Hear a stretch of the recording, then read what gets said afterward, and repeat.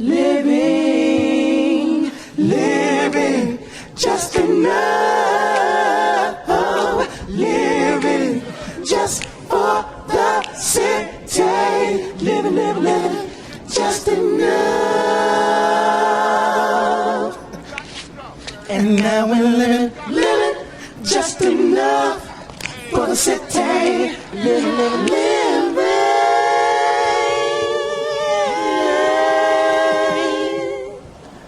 For the New Jack City.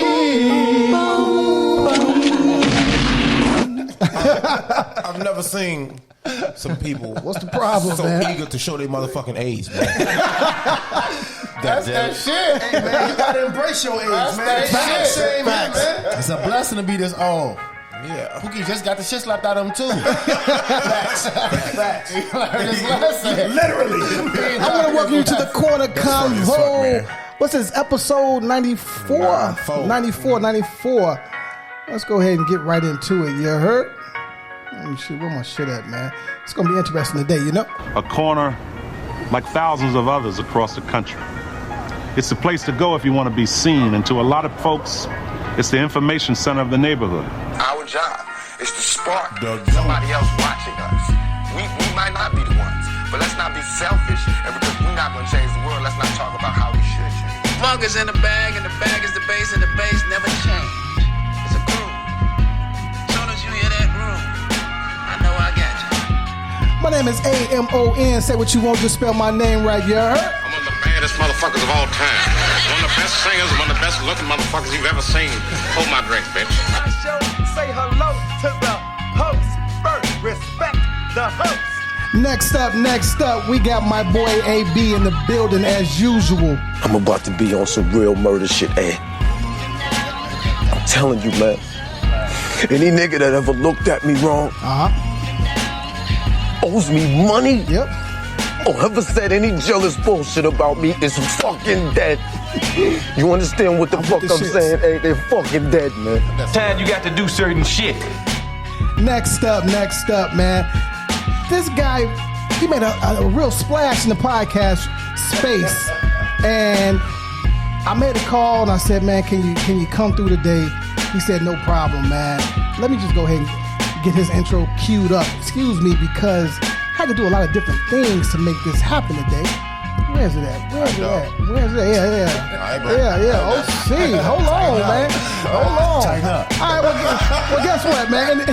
In the meantime, all right, if you keep looking, okay, we got my boy Custom Chuck in the building. All right. Top for the top. Yes, sir. Yo, I alarm like clock is Custom Chuck. My price just went up, man. Back again, 24/7, 365 of my Hollywood hustle toward that big break. Every single day working, grinding, not taking no days off, not taking no shorts. It's a real thing. That's a real thing. In myself, man. You know, you got to stop expecting other people to believe in your dreams as strong as you do. I forgot I said that. Yeah. Now, the guy, you know, that you see on camera, man, he's sweating profusely. Okay? This is going to be a fun show, man. We got all the family in the building, man. Turn the heat down, man. 70 degrees out. Shout out to my brother, Haywood. Youngster. Get your ass up out here. Mom. That's right. Call for your mama. I paid off your ass out of respect for your woman. But if it wasn't for your mama, I would have broke your little ass down a long time ago. Jody? Little Jody? You know what I see? I see a scared little choppy bitch. That's what I see. Hey, the funny thing is, man, Hayden really believes in that lifestyle, man. Hey, man. He really practiced that shit. For sure. The end justifies the means. That's how I was raised. Shout out to John Matthews. Shout out. That's a classic. See, what make that shit even worse? He licked this motherfucker top of the ball here, bro. That's intimidating, Joe. Hey, man, you know what? I felt that shit, dog. Forever, son. Shit, hey, you know, my this son. episode 94, bro. Hold on, can I pause you? Can I pause you real quick? Hold on. Hey, McKinney, we're actually recording right now. What's going on, sir? How are you? Wow. Yeah, you welcome. You know what I'm saying? this is completely unorthodox. Okay, it's funny that you call. Like, we literally just did our intros, and you're calling right now. So for the public listening, this was not set up. No, you're not here. You're not on the pod. We're not going to keep you on all night. What's the quick hit? Let me in on the quick hit. What's happening? What's popping? Hey man, listen here, man. First of all, you've been doing the most, and that's why you're not here. And I wasn't going to tell people why you weren't here. Okay, cool. Let me do it. I'll tell people why I'm not here. And this is basically along with the question of how was my week. My week was phenomenal. I've been doing amazing shit all over the planet. Recently came in from Michigan. I'm doing multiple winery tours, inking multiple deals to be, more to be announced later. Let's see. I did the Maxwell show at Wintrust Arena. You did. Shout out to Ashton Hayes, Barbara Nat King, my girl Dominique, you know what I'm saying? What else can I flex on? We need to deal with anime. Yep, we did the anime thing. That's locked in. We got some things popping at Tribe, actually. Man, what else did I do? Space so little, man. It's like so much, man. Like, I just got you chopping up with Brother Slang a minute ago. Friend of the show. Next week on the 22nd. Yeah, so you're doing a lot of amazing things, man. Kende, you got to see how this motherfucker got your name spelled to this phone, bro. It's awful, dog. I just beat that shit. It's terrible. You said they got my name what? Spelled. Your name is spelled fucked up. Well, one of the topics is name a word that you always have with trouble spelling. His is one of them. Okay. He got the American spelling of it. That's right. He sounded that shit out. Hey, the fact that you actually called right on time, I swear to God, people, this was not planned. This is nothing but the universe, man. But now it's time to get off my line because we got some shit to talk about. Okay. Kick me off my own show. All right. What up? Well, enjoy. Who's the guest? Who y'all got with you? We got Haven in the building, man. We got Custom Chuck in the building today. Yes, sir. Big brother Hayes, what up, man? Good, all right, well, do me justice, man. Make sure that you keep these boys on point, boy, man. Shut up. they be misspelling words. They be saying shit that ain't real. Y'all gotta hold it down. Fact checks. Hey, man, we got a lot of athletes on the panel today, man, and it's a lot of brain power up here, man. I don't feel bad no more. Yeah, I feel left out. Fuck out of here. I'm finna call all y'all ugly, so I'm calling all y'all ugly at the same time. I appreciate that. I'm glad I showed up today. Hey, my hair look better than yours. All right, man. Hey, Kende, we out, man. I'm gonna hit you when it's over. Yes, sir. Much love. Love. Joe, look at 1994 though, bro. That's crazy. What up? Illmatic, Ready to Die. Ooh. Fuck them dudes. Outkast, Southern Playalistic. Sheesh. Fuck Jagrill. Common Sense Resurrection. Sheesh. Gangstar. Don't scroll past that red man like that. They wasn't Red Man, bro. Oh, Scarface, okay. The Diary. Pete Rock and CL Smooth. Classic. Classic. He go Redman beating us. Redman's down here. Takal with Method Man. And there's a Dark Side's down there as well, but you got Warren G, the G-Funk era. That's not a bad year. There's your Redman right there, bro, okay? Yeah, thank you. It is. Thank you. Don't stop crying. Also, my man came out, who's a little... It's not his best group. Who, Sugar Free? But they got classics, though. They got Straight Ball and Cradle to the Grave, Bury Me and G, Tupac and Thug Life. Yeah. Hey, the numbers don't lie. Impact don't lie either, though. He got both them. Okay. I'm not here for that today. I don't give a fuck, dog. I don't even care. Definitely getting heated. There's some shit we... I'm tired, so I don't give a what I say today. It can all go wrong.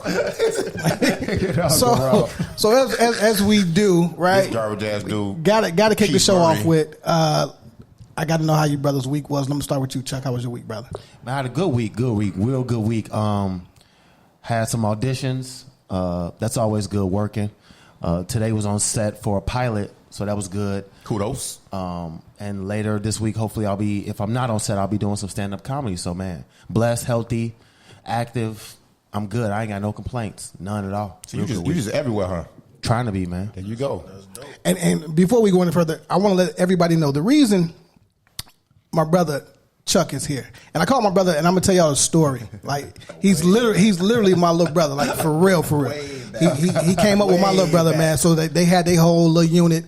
You know what I mean? And they used to be at the house all the time. What was y'all nickname for y'all squad? Y'all had one. Y'all Yeah, they had one. Let me hear. It was 8 of us. We was called the Octagon. Yeah, you should have kept that to yourself. I'm not a liar. I'm not a liar, though. I'm living my truth. I'm living my truth at all times. You know what I'm saying? I'm living my truth at all times. We was like that, though. I'm just saying. I ain't mad at it y'all. Made sense. So I reached out to Chuck. I'm like, bro, it just hit me. Pause. Like, you doing a lot of shit out here, and the time is now. Yeah, absolutely. Right? Absolutely. We're talking about a high school athlete, a collegiate athlete. We're talking about an attorney. We're talking about a college graduate. Now we're talking about a man just taking over the entertainment space, and we don't get into all that. So originally, my plan was just like to have him on as a guest to shed some light, but I'm like, no, he fam. Like, no, let's just get it in. Yeah, roll through the show with his shit. Period. There you go. You know, and then we got RoboCop. You know what I mean? Who was that? Bossy? No. You out there, real RoboCop. Bossy don't do no work. You know what I'm saying? So you know, everybody been in these streets in over 10 years. Man. That's true. So I hit my brother. I said, "Look, man, the show gonna feel a little empty. Man, I need you to fill in. You know, come on through." So everybody today is a guest. You know, the guest host. You know, and I'm happy that y'all here, man. And I appreciate y'all coming through. For having me. Oh, no doubt. It's a blessing. How was your week, though, Haven? It was smooth, man. I start furlough this week, so I'm off for the next 2.5, 3 weeks. You know, so you know, I ain't got to go to work, so that's always a good start to a week. You know, I'm trying, man. As you know, I'm trying to get my little catering business off the ground. No, we're not gonna call it little, because you can cook your ass off. The food is super decent, and bro. This is another reason why it made sense for you to come on today to announce your business. Let's not minimize it. Not at all. Most definitely. Savory Haven. That's such a porno name. Hey, you know what? And the wife made it up. I approve this message. My business is justified. Hey, man, I'm delicious, and so is my food. Here we go. That's the first one on camera. That's the first one on camera. It's been 4 off camera. That's the first one on.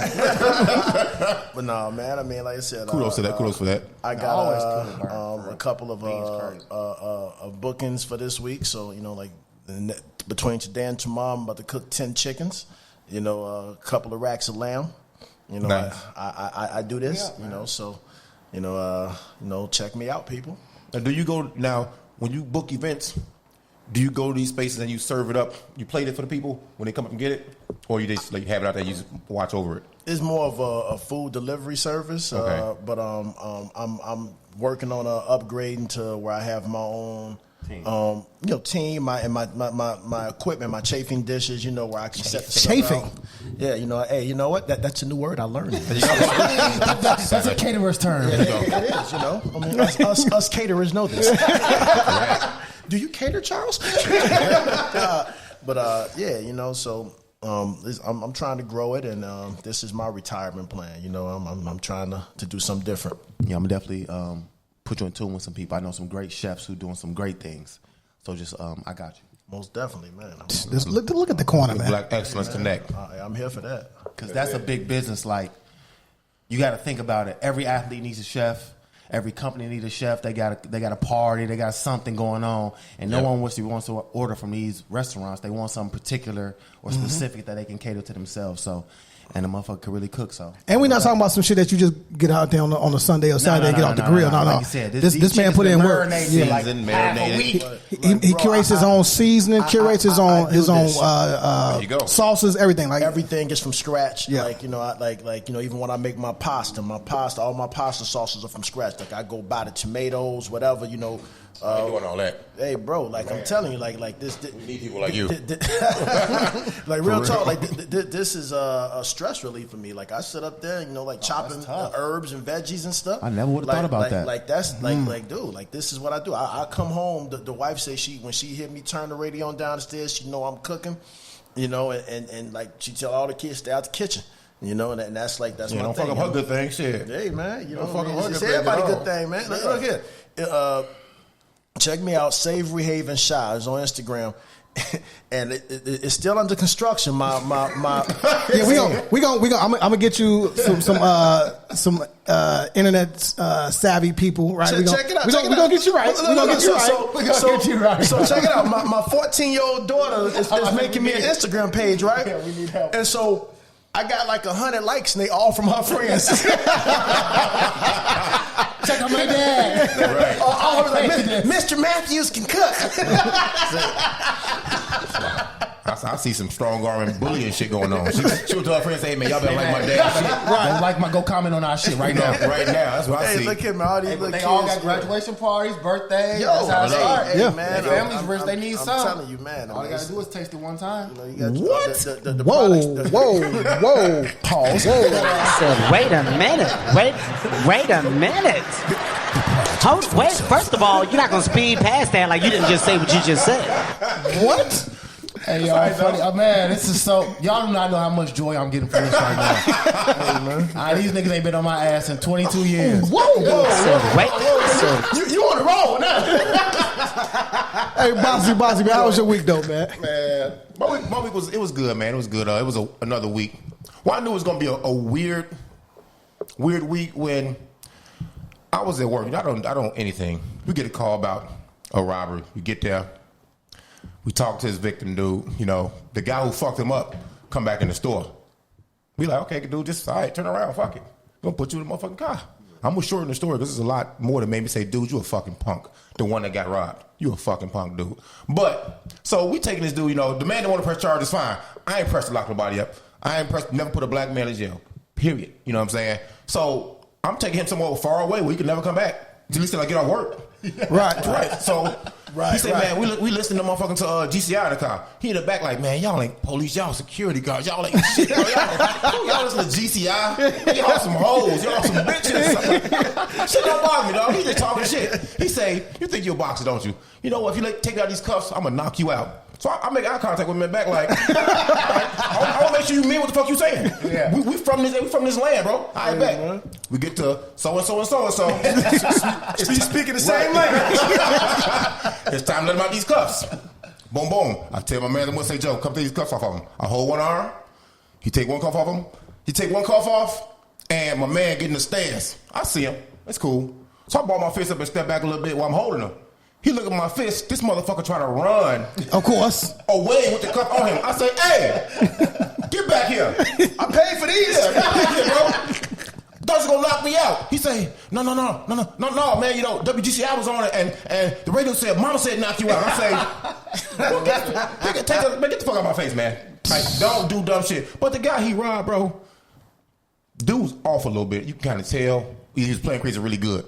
Because, you know, he didn't want the ass woman coming, but he was wild enough to come back to the crime scene. Yeah. Bro, he just punched this dude in the back of the head. The guy he punched laid down for no reason. Put his shit on the floor. So the gas station camera got dude just punching him. Then my man just laying down, put in his pockets, put the shit on the floor. Dude was looking around like, well, I guess I'll take it in. That's so fucking stupid. But then on a serious note, man, give a little love to the Berry Hill family. Yes, all right. We lost his brother Wesley. Condolences to him and the family. All that, you know, so we get him some love. And blessings, man. And I got called a homophobe by a woman that said, because I don't want to see man-on-man porn. Huh? I'm homophobic. I said, what the fuck are you talking about? Yeah, I don't agree with that. So I'm like, okay. She said, well, would you watch woman-on-woman porn? I say, not. They don't do shit for me either. Yeah. But, you know, I'd rather watch that than that. She was like, yeah, see, that's the problem with the black community. And I'm like, God forbid having a preference. You know what I'm that's saying? all it was. I understand that. Black men not allowed to have a preference sexually. Clearly. Especially not when it comes to alternative lifestyles. Yeah, that's weird. But we're not gonna tap into that. That's a weird conversation. That's a weird conversation. Like, okay, have fun. Whoever you were talking to, hoping you deleted them out your phones. It was a group conversation, bro, and people was like blown. Like, what the fuck is you talking about? You part of the problem was said, well, you yes bitch these dudes to the point now where they swimming in y'all races now. They changing in y'all locker room now. All this shit, and y'all ain't comfortable. You helped do that. Yeah, it's all good, man. Well, as usual, man. You know, my week. You ran from that shit, huh? Yeah. No, don't touch it. Pause. My week was great. You know. Hold on, dog. How was your week, bro? Oh no, it was good. Thanks for asking. You know, I don't do anything, man. I grind for this podcast. Crazy, right? Facts. And every week we hear is a blessing. You know what I mean? And when I can reach out to my brothers, you know what I mean, to show up for me when I need them, man, it's love. You know what I'm saying? So it's like, clearly we doing something right. You know what I mean? I just want to keep the energy going, man. And again, shout out to Kende. He's doing the most. And I cannot wait to hear these stories. Y'all will hear them soon. But let's go ahead and get into the shits. I gotta always highlight everything Chicago, right? Because this podcast is about Chicago. This podcast is for Chicagoans who love Chicago. And friend of the show, Eric Williams, he officially has opened up his winery right there in Bronzeville. I believe that is 43rd. Actually, it's 44th. In Cottage, yes. 4420. So he actually teamed up with Cecilia Cuff. It's a wine bar and restaurant. Again, friend of the show, we will be there doing something with him very soon, so you guys can really see it and get in tune. I'm looking forward to checking that out. I'm a wine head. Yeah, it's dope. It's really right smack dab. I hate saying the hood, but it's right there. I know what it is. I know exactly right what it is. It's 44th Cottage, the hood. I mean, it's up and coming. It's Bronzeville. I would buy over there. You're right. That's not the hood. It ain't the wire. That's not the hood. I mean, but it's a decent area, man. I mean, and it's like I used to work over there, so like from what it was, I know what it was and what it is now. Much better. It's much better. It's a nice area. It's a middle class area. It's predominantly African American, and I'm looking forward to checking the joint out. I mean, Now we need that, right? And Eric, owner of the Silver Room as well, right? We need more comfort food in the hood. We need more comfort food in Chicago. I mean, there's a barbecue joint right there on the corner, owned by my man. You know what I mean? My thing is just, though, I ain't knocking Mr. Williams at all. But, I come over here. It's not comfort food. It's a winery, bro. The winery is that winery. Winery and comfort food is what it said. Okay. Comfort food. What is comfort food, y'all? I mean, I like food, so Southern cooking, food comforts me. The wine helps a lot, though, don't it? It do. Soak all that up, man. Fine. What the fuck ever y'all talking about? You know what I'm saying? Joe, I'm just saying, how many comfort food joints, how many jerk joints, how many motherfucking these spots, barbecue joints we need? How many more do we need? Now, what you want him to cook? I thought about that. I don't know. I'd like to see the menu. What you cooking? You can cook everything, can't you? I cook So see what I'm saying? You just talking about your own point. But the ambiance in there is crazy. The setup is crazy. It's not a small joint. It's a vibe. You just go in there and just egg out for a minute. Wine is the focal point there. It is. It is. And I don't drink wine. I don't either. But I'm gonna go and order on Long Island. I'm gonna go order on Long Island. What's that vodka you drink, man? Pinnacle. Stop it. Pinnacle. Stop it. Man, look here. Stop. No. Let me take a sip now. He said, "Thank you kindly." No, it's all good, man. Shout out to Eric, man. He's been a friend of the show, man. Support and all that, man. So anytime you see black on black doing anything great next to them, bro, you root for it. I'm always gonna ask questions, though. Most definitely. So you say you don't drink wine at all? I do, absolutely. You do? Yeah, I do. What's you a red, white guy? It depends on.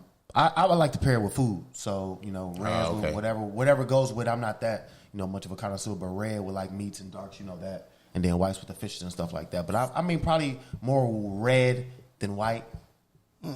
Probably if I had to choose. My thing is, I don't feel like I can get a buzz or get drunk off a bottle of wine. Is that just me? First of all, you shouldn't drink to get drunk. Yeah, I'm about to say. Yeah. Let's start there. All right. Let's start there. Okay. The purpose of your wine drinking is wrong. I mean, everybody here 40 plus. You know what I'm saying? When you 40, No, hell no. You damn. Bro, they got 8 years. We got 8 years on them, bro. That's what I'm saying. It's little bro. Damn. It's little bro. I'm about to be 35 this year. I'm always saying. Well, that's how long y'all been around, just bro. Y'all, the age don't fucking matter. Yeah, it don't fucking matter, man. I mean, it don't matter. Absolutely, but man. like the wine, you can get drunk off wine, but it's good to be paired. Like you drink the whites with like fish, chicken. Reds are good with steak, pork if you into pork. But I mean also even like with pastas. If you eat like a Alfredo or something like that. A white sauce pasta. You won't. You typically it pairs well with a white wine. But if you got a tomato-based sauce, you try and. Oh, you flexing now? You flexing that knowledge now, huh? All right. More than Chef Cater Talk. Look here, man. Hey, More man. than Chef Cater Talk. I'm a member of the New York Wine Club. You know what's wild though, man? Why I don't drink wine? It's because it actually gets me fucked up. And it lasts 3 days. I'm like, damn, I don't need to be drunk that long. So real talk, I'm gonna tell y'all something, man. Like, there's good wine and there's bad wine. And so like. certain wine, I like wine. Right. So I drink it regularly, but like certain wine, like if I have a single glass of some cheap wine, I have a headache. It'll give me a migraine that lasts for 2-3 days. But I mean, like my old lady. You said I drink cheap wine, bro. I mean, I don't know. I mean, you drink Pinnacle. Man. Yeah, I'm judging. The correlation of Pinnacle. I'm not gonna lie. I'm judging you.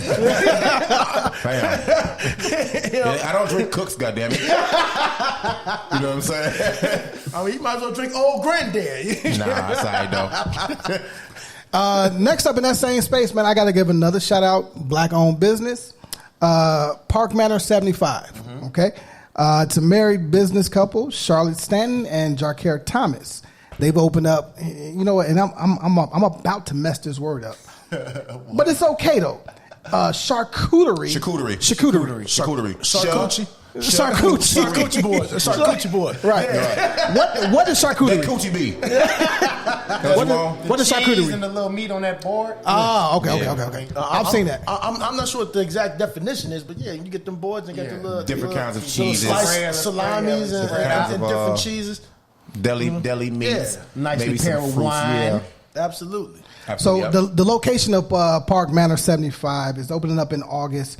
It's 600 East 75th Street. Okay, the bar will feature craft cocktails, mellow, low decibel music, and small bites. Right. So at the end of the day, no nigga shit. Okay, that's what I got. I'm scared. I'm scared. You go there to eat, have a little conversation, some wine and some small eats. You're not there that long to be on bullshit. Right. So now skip down a little bit to Jagrill opening up on 1400 Washington. You know what it is? That's out west. Let's get it, fam. That's gonna be shut down. So hopefully it's not. But dog, you know what kind of crowd they go to track? I like Jagrill too. I love Jagrill. The overproof rum is different. It is different.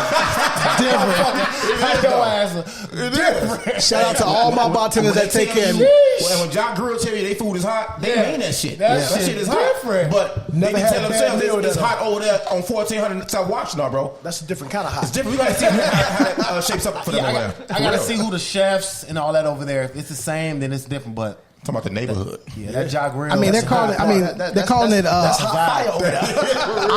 Ogden Commons, right? So I like that. So it's not out west. It's about how you name it. They claim us. They claim out west. Yeah, they claim out west. Yeah. But again, we can't be afraid to expand. I just don't like seeing this one time. Go ahead. I'm gonna go at least one time. I don't like seeing us set out on these ventures, bro, and have to shut down because people can't act appropriately. Because of us. Yeah, you know what I'm saying? And it's like, damn, man, now you never know sometimes what they do to people. It might shut them down, and now they may not never bring or try to invest in the business interest in our community or these urban areas again, man, because who wants to lose money? Right. A couple examples. I mean, it's right there on the boulevard. It's right there on the boulevard, bro. So, and you know, and I know, like, everybody up here know, like, that area is not prime real estate, right? Not yet. So Tony, right, he jumped out on faith, opened another one up. I mean, because he was actually in Lincoln Park originally on Armitage. I remember that. I remember them. Like I remember when that was the original location. Then they moved. Then they moved to Hyde Park. Yep. So just is this? This is number 2. This is the second. So they're not leaving Hyde Park. No, Hyde Park's still there. Additional location. And what about the spot on Lincoln? No, that's gone. That's gone. So they left Lincoln Park to go to Hyde Park. Yes. And so this is going to be number 2. This is the franchise. Yeah. Okay. Yeah. Again, out west, man. Shout out to Uncle Remus, man. I rode past it one day. I'm like, damn. Madison? Yeah, Madison Central. They closed. Like, what's going on? Hold on. Now this this start stashing everything in that bitch, bro. Look, everything in that bitch. So they shut down to remodel, right? They got a $160,000 grant, and I'm saying to myself, you've been feeding the hood for 50 plus years. How the fuck are you broke? Yeah. How did you even qualify for this shit? I mean, and it look good now. But it's like, they upgrade, man. You could always get better equipment. My bad, bro. No, I wouldn't say a grant mean broke either. I mean, they maybe want to use their money. Right. I feel like that's smart too. Why you gonna use your money when you use somebody else's money? So hell yeah, if they want to, because that's damn near a historic monument. It is. It's a landmark. So all my foes over there, man, y'all take it easy, man. You know what I'm saying? Y'all take it easy, man. Y'all got Uncle Remus back. Relax. What's funny as hell, dog, is no matter how bad it looked outside that motherfucker, no matter what time of day, no matter how dirty it looked, how many times they got shut down, that was the only Remus motherfuckers trusted, bro. Yeah. Through and through. I would actually drive to Broadview sometimes. Like, I don't feel like deal with the crowd, bro. I'm going to go 17th over here, give me some chicken, come on back. Boom, boom, boom. But I'm glad they back, though, man. Fuck it. Shouts out to Uncle Remus. And I hate to even talk about it, but I got to, man. Friend of the show, Flea Club. Yeah, man. Look, man, y'all done hit this man. Ooh. Okay, and no bullshit, right? Y'all hit this store in 2 weeks, back to back, twice. He moved from off of Taylor to kind of get away from that because he got hit over there a couple times. I think 3.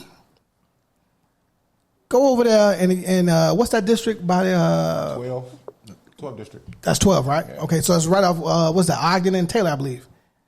Is that? I think because Ogden is Ogden. Ogden. Police. Oh, you talking about the? Is that the district, like police district? Well, the station or the hospital right there. What do they call that? Rush. Yeah, Rush. Right? They call it Rush District, whatever it's called, whatever. That's definitely 12. Y'all hit him for 40,000, then hit him for another fucking 40. You know what I mean? Probably more than that. It's over $100,000. Easy. Yeah. Easy, right? And it's like, why, man? You know what I mean? Like, say, instant come up, man. Say, man, you in my prayers, brother, and y'all done ran this good brother away, him and his partner. Yeah, I'm good. I'm good on y'all. Yeah, you know what I mean? Ran him away, and he ain't doing nothing but putting on for the city. For real. Facts. And that shit is trash. You know what I mean? Like, y'all can't be this thirsty out here for a couple pair of kicks and some jeans, bruh. Can't be. He could have took his rap money and rap name and gave everybody else love and not Chicago love. But, you know, he always made sure, you know, he mentioned where the fuck he was from, you know what I'm saying, the area he was from, and to come back and invest in the business in Chicago. Yes, you know, you hate to see it fail like that, bro. Faith again. Yep, you know what I'm saying? You hate to see it happen, man, you know. So if they decide to leave, bro, you know what? Salute. We got to get over there and get a legacy show in, you know what I'm saying? We all known Save for a long time. I can't even call him Bugatti, bro. I got to call him man Save. I know him so long. Yeah. You know what I'm saying? But, yeah, dog, and if you ever need any security, the next spot you open up, fam, you know, I do all these motherfucking jobs. For you, it would be for free. For somebody out there. Yeah. That's crazy, though, man. I mean, the fact that, you know, you sit up there, like you said, you come back to the city that raised you, and then, you know, you take all your shit. What's the chances it's the same people that did it after the move?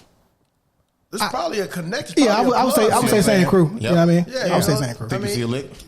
I wouldn't see why not. Yeah, ain't nothing happened the first time. They just keep coming back. But you see how cats, you either have to adapt to avoid the bullshit, or when you adapt to avoid the bullshit, cats adapt to you avoid the bullshit. Yeah. They further adapt and still get on the same bullshit. Mm-hmm. Hope there wasn't no tongue twist I just said, but hey, say, man, look here, just go some months if you want to, bro. Get your money, because what you have is a good thing. What you have, because it's not over yet. Mm-hmm. You can definitely move, bro. What you have is a good thing, bro. And it comes down to us appreciating us. Yeah, we got to appreciate us more. People got to see the bigger picture, man. I mean, just when people are invested in the neighborhood and the areas, you know, a lot of cats don't see the bigger picture of what's happening. Y'all ain't robbing them Chinese people down there on Madison Place. Not at all. You know what I'm saying? Them to a death. On the real. Loyal. You know what I'm saying? Run up in their shit. Well, you know what, dog? I had to walk their back a little bit. I'm going to walk your back a little bit. They don't give a fuck about running them street store downtown, though. That's okay. They get that. Get that. I mean, if you're going to do that, hold on, bro. Don't act like they ain't going to get everybody. They'll get everybody. These motherfuckers don't give a fuck no more. That's the point he's saying. They don't. But come give a fuck about us, though. Yeah, I mean, if you give a fuck about yourself. Right. Yeah, if you're going to do that, you know, go down there and do that. But I mean, like, you know, why you going to do that to the little guy? You know, the guy that's trying that's giving back, you know, and trying to bring more money and bring more recognition to you and to the area. When y'all hit them big stores, I'm tired of you motherfuckers not calling me either, though. I want some to hook up prices, bro. Hey, definitely, Boosters, hit my line. DM me right now with whatever you got. I'm good. Trash, all trash. I need it. Hey, Chuck, I want to talk to you real quick, man. I love your story because you're not supposed to be in the position that you're in. No, right? Absolutely not. No. Facts. You know, you were probably overlooked a lot. No one believed in you but you. Right? So when I hear you say things like, "Man, can't nobody change me today." Yeah. What's stronger than changing me? Can't nothing change me today. And I say all that to say this, brother. You played a wide receiver at Washington. Yeah. That's okay. Dope. What is that? Pac-12? Yeah, it was Pac-12. Pac-12. That's solid. Did you even? because you weren't a scholarship athlete, but you went out there and took it. Yeah, I walked on, then I earned a scholarship after my first season. Facts. There you Can go. we talk about that? Can we talk about that? Yeah, man, I was blessed, man. I was blessed to play with some amazing people, and I can't talk about my career without talking about y'all real blood brother, the blessed natural football player I probably ever seen in my life. I'm talking about literally he wakes up at 11, game at 12, and rush for 250. And this ain't no cap. This I seen it in my eyes. Who you talking about? This is Miles Matthews. There you go. There you go. Say his name again, man. Miles Matthews wakes up at 11. That's my blood brother. Just so y'all know, bro. Exactly. I'm calling Mr. Matthews. Is Miles woke? Yeah, he waking up now. I'm getting him up. Okay, we got a game at 12. All right, it's 11. All right. And he rushed for 256. I seen him with my own eyes because I handed it to him 22 times as a quarterback. Keep running, nigga.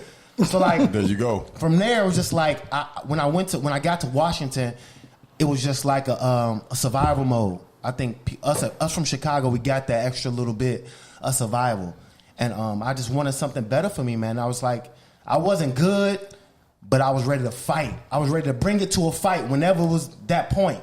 And that was what a lot of people weren't willing to do. Like, I was willing to fight for my future and learn and get better at the same time. Like, grind never was hard for me. I'm work every day harder than you, and at the end of the day, I'm either fight you or win.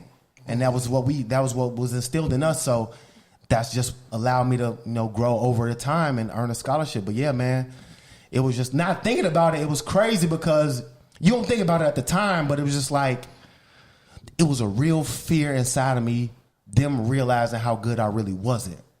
That's tough. You see what I'm saying? Yeah. Like, it was a fear in me. Like, they might think, That's they might real find honest, out. man. They might find out I'm really not this fucking good. Like, I've been blessed to get here. I knew some people that talked to somebody, got my tape in front of this guy. He said, you come from Peyton, you got a 4.0 GPA. We'll bring you in and see what you can do. It won't hurt us. And then you get there and you're a fucking dog. Yeah. And you earn it. That's real. That's you know what I'm saying? Right, that's what it was. It's every day me being afraid they was going to send my ass back to the house. So it was like, I'm ready to fight for it. So that's what fueled me at first and made it real personal. And then I earned my scholarship. Then I earned skills. But before that was purely off, I ain't going. There you go. Yeah. Refuse to lose. Well, I'm not going. That's the Chicago, man. And I learned, and I didn't know we had that, and it was different until you seeing Mr. Basketball from Colorado, Mr. Basketball from Cali, Mr. Basketball from Texas, and y'all skilled, you 6'3", 250, but you not like that though. Because I'll run through your fucking soul. Because I got to go back to some fucked up shit, G. And I'll run through your shit for that. Yeah. Again and again and again and again until coach say, all right, enough. Chill. Yeah, you used to put up buckets on the hardwood. Yeah, but you gotta compare it to who my friends were. Sharon Collins. Yep. Monster. This is my best friend. Like, I was gonna go to Kansas or UW. He was going to Kansas, All-American, national champion. These are my friends. Sharon, you got to come on the show, man. I got to holler. Definitely. I met Sharon. I like a picture of you dunking, bro. That rim went 9 feet. Don't do that. Look what he said, too. Tell me that rim 9 feet, bro. No, bro been dunking since he was a sophomore, bro. You was skying, though, bro. I got co-side. This boy a natural athlete, man. Yeah, I had low abilities, but the guys who I was around was all world. So it was like, damn, I'm not as good as Sharon, but I'm not knowing Sharon is one of the top 3 in the world. That's making you know better, what I'm saying? though. So yeah, that's what it was around us. So that's what. Still sharper than steel. I was blessed to be in certain situations to where people pushed me while I didn't know it, and my level of play and everything was higher than I even knew. When did you know you had it, bro? I hear you. I hear that hunger in you. I hear that hunger story. I hear that hunger angle, bro. But when did you know that, hey, man, you know what? I got it. Probably my junior year of college as a receiver. I was playing against our team, and at the time, my defense was Roy Lewis, corner, world champion Pittsburgh Steelers. Okay. Deshaun Golson, 6-time Pro Bowler, San Francisco 49ers. You may not forget him. And Dito, another guy you probably don't remember, but he was all pro. And I remember the first time I was playing in practice, and I'm like, okay, I see it, and I read it. Oh, he's coming down, this and this and this and this and this. And it worked, and I did it, and it worked. And then I played in a game against Oregon State and did the same thing, and I actually got open, got a catch in a game, and you hear that crowd. It goes from silent to loud as fuck. Boom. Yeah. So in the game, boom, boom, I get my first catch. I get hit. I fall. I'm not dead. I'm not hurt. I look up. You know what I'm saying? And then I was like, oh shit, I could do this. That's dope. That's real. That's dope. I could do this, bro. I was so happy. You know what I'm saying? Like I'm like that's little bro. Like what? You know what I'm saying? Like legit, man. Just like knowing these guys. We would turn on the television, yo. Man, like you know, and it's dope. Like when I see you know what I'm saying, and just like some of y'all other guys. I know I keep up with Raymond and stuff. You know, and just I think it's dope to see y'all doing so well and everything. You know, because y'all was all love bros, man. I mean, and just y'all come to the crib. And, we had a special man. Y'all house was. Man, the safe haven, for lack of a better term, for us. I didn't have no older brothers. Safe haven. Savory. Yeah, I didn't have pause. I didn't have no older brothers. I was raised by a single father, so coming into the Matthews house, it wasn't no bullshit. You wasn't gonna get away with no goofy shit, but it was love. It was a warm meal, and you had the big bros over there to talk some shit, talk to you about some girls, and then it was some place where we could just kick it. You know what I'm saying? It was a nice home. You know what I'm saying? It was clean. It was nice. It was something to aspire to. You know what I'm saying? It was a real, now it sounds bad, but it was a real Huxtable situation for a guy like me. It don't sound bad. You know what I'm saying? To see a family, to see a house, to see a mother, to see a father, to see a family, and know, oh shit, like this is what we supposed to aspire to. Because at that time, a black family, black mother and father, good jobs, good everything. That's what we should aspire to. Because at the time, we was either trying to hoop or get in the streets. Right. So at the time, it's like, damn, what you do, Mr. Matthews? I'm a cop. For real? Oh shit, what you do? I work at you work at the phone company, and for 10 years, and y'all got this? Oh, I can do some other shit. You know what I'm saying? I just want to point out, so I think is the one last thing you talked about my parents, man. We always Facebook, so probably on the phone, maybe a year ago, 2 years ago, but Facebook all the time. I think it's dope that the fact that you remember my father been retired for several years. I don't even know how long my mother been retired for, but I mean the fact that you even remember their professions. Your father was the first black sergeant I ever knew in my life.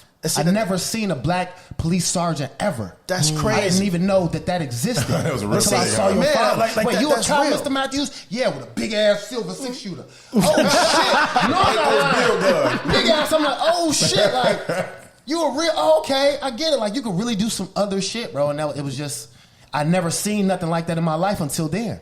And it was like, okay, you know what? You don't have no excuse because it could happen. You know what's sad though? And that glorious story you just told, man, details and all is the fact that what you described at the Matthews household, bro, is what so many, not just young men are missing, so many young women are missing. Mm-hmm. Just an environment where that cultivates a good person, a good citizen, wants and desires, bro, and the willingness to grow. Yeah, absolutely. It was just more black excellence, and people say that, and it's kind of like some bullshit, but not in a Matthews household, because he had black art, African black mask, and in his office he had like a big leather chair with books and shit. And Miss Matthews used to have these big earrings, and she was like, "This resembles black culture." And she used to make jewelry, and I'm like, "What is this?" They taught us. A lot of my life was trying to be a white professional. And that shit don't work. It don't. It's hard. It don't work, especially for a young black man. You ain't gonna never accept it. Because at the end of the day, no matter how hard you work, it'll be his nephew who ain't done shit who he'd get a job to first. Nepotism. You know what I'm saying? So it was like, damn, they really was my first in real life. Oh, this great black success. You know, in it's real crazy. life. We lived in we was the only black all family. white neighborhood. we was legit. Look here. I'm gonna tell y'all something, man. The one and only fight that a mine ever won was on the block. Was with a white boy on that block. You already told the story. Tell it again. Yo, hey, bro. The last. If y'all would have seen it, y'all be like, yo, this nigga got hands. I do got hair. I mean, look. He says that because I never whooped his ass. All right? But look at him, look at me. All right? You know what I mean? I ain't scared, though. Hey, man, these days we in the same weight class. Heavyweights. All right, man, look, enough down memory fucking lane, all right? I got to give a huge shout out to Don Staley. Wow. Okay. Big check, too. Big check.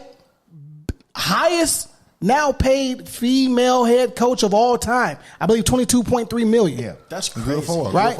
Not to cut you off, but I would wonder how that stacks up against men because I think that's pretty nice. Yeah. Like I think she. I don't even want to say women. I know highest paid woman, but she's probably top Coach 20 coaches. Period. Yeah, she's not playing. That's a good point. That's a good point. Playing. Couple endorsements deals since then too, as Not well. playing. Good for her, bro. Yeah, absolutely. Now, it's well documented that I'm not the biggest WNBA fan or women's basketball. Like it's okay. I'm gonna live in my truth. But I've always said if any woman would kick my ass, it would be Dawn Staley. Her handle was crazy. Okay, she really got game, and I used to watch her game and try to take some things from her. Mm-hmm. Like for real. No, she had that shit. So you wanted to emulate some of the things that a woman hooper did. She was a point guard. Yes. I kill both y'all then, bro. Y'all talking about that kind of shit, bro. Yes. No. I'm always gonna talk my shit, bro. I know some ladies down here that get busy. I do too. Cappy I ain't taking their moves though. Was the nah, bro? No, she had this. Tell him that, bro. Tell him that shit, bro. I'm trying to tell you. He said Liz Cambridge 7 foot post work of the guys wouldn't bust his ass. I'm killing her. What the fuck is you talking about? Don't do that. Stop. Don't do that. Can't no big man or woman handle it. Talk to him. Pause. First of all, Why? No, she will embarrass you. He said Cynthia Cooper couldn't do shit to him. That's damn near the goal, if not the goal. But Cynthia Cooper would have killed you, bro. Anyway, probably talk crazy too. Anyway, shout out to Don Staley. Shout out, Don. Okay, Shout love out you, Cappy Queen. Dexter, my favorite WNBA player. Okay, that's what's up. Cap is a dog. Cap is a dog, bro. Absolutely, man. How many rings dog got? 2 or 3? Who? Don. How many rings she got? I don't know. WNBA? Yeah. On collegiate. I As coach. I think I thought this was our first one. No, I think 2. There's 2. There's number 2. Okay, all right, that's my bad. Maybe two. And we're gonna make this quick. We were talking off camera about your Lakers not making the playoffs. We're not gonna get into a whole. We're not gonna let you put a time limit on that shit. Period. For one, we're gonna start there. We have a lot of other shit to get to. You should have got that first. You should have Y'all should have mixed those words. You should have said that. You should have said that. Yeah, you should have mixed those words, buddy. Well, look here, man. The Lakers, we all knew after a certain point. He says he called at the beginning of the year. Maybe he did. Maybe he did. If he did, kudos to him. But you know, I did. One player I've never doubted in his career. Until maybe now, I still don't doubt about it. No, he can't carry a team anymore. It's LeBron James, bro. The dude's fucking awesome. He's fucking. He could play a dog. He's a dog, bro, on the court. And the Lakers ain't that one good this year. But this man countered that shit by saying the Bulls made the playoffs. Joe, me and Chuck agreed. The object of putting a team together is to do what? Win a championship. The playoffs is not the end, but bro. In the playoff, anything can happen. I'm not saying they're gonna win it all. I'm just saying anything can happen. So it's a good pedestal, but it's tough first round today in Milwaukee. That boy's I think this shit just proved that LeBron got limits. You know what I'm saying? That's what I think. He's not a true guy. He's a human being. He got limits, and when they put that team together, I said, you know, there's no way that they could win with Russell Westbrook. And this ain't even a shot to Russ. Right. He just because he's a first ballot Hall of Famer. Dude, I mean, I think Russell Westbrook is a phenomenal player. Like you said, he's gonna go down as one of the greatest that to play the game. 100% all the time. But he a ball dominant player. Absolutely. You know, and so when you take a guy like him and put him on a team with a guy like LeBron James, I mean, like they can't coexist at all. You know, and you know, LeBron James will come out on top every time, and so LeBron James. But when you take a guy like that, you know, and put him in second fiddle, man, he can't play off the ball, man. No, I think this shit blamed on AD. I felt like the season would go prone. And that's what it is. He was talking about, I'd be great if the best ability you have is availability. That's a fact. If you're not available, if you're not out there, then you just like a motherfucker. You just like me. You know what's you funny? Sitting on the damn sideline, like, bro, you get paid too much money to not be available. Now, if you getting hurt or whatever, you need to figure it out because you spending $1 million a year on your body to recover. And you still getting hurt. You need to fire somebody because shit ain't working. Fun fact: AD has played more games in the last 3 years than Kevin Durant and Paul George, but nobody calls them anything. Paul George is a bum to me. Okay, but he'd be available. My fault. Nobody calls him names though. Yeah. You see what I'm saying? Suck. Nobody calls him names, And just so you know, AD represents the South Side of Chicago.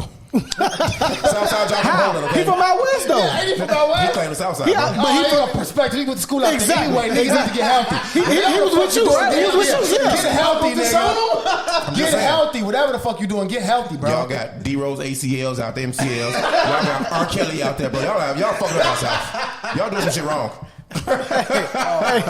Hey, look. Fuck the Bulls anyway, still. Gotta follow up with that. Oh, my mama, you know it, bro. It's over. So, Mr. Charles Hawkins is also an attorney. Oh, yeah. Oh, yeah. Slight flex, you know what I mean? When somebody call you Charles, what do you say? You used to that now? Yeah. Even when he tried to say Charles and But- shit? but- That's why I know he being funny. Yeah, But the crazy shit is there was a transition from Charles Hawkins to Custom Chuck, which is what I want to get into. Okay. Right? Custom Chuck is the brand. Mm-hmm. He made himself. Custom Chuck, goddammit. I would see Chuck out.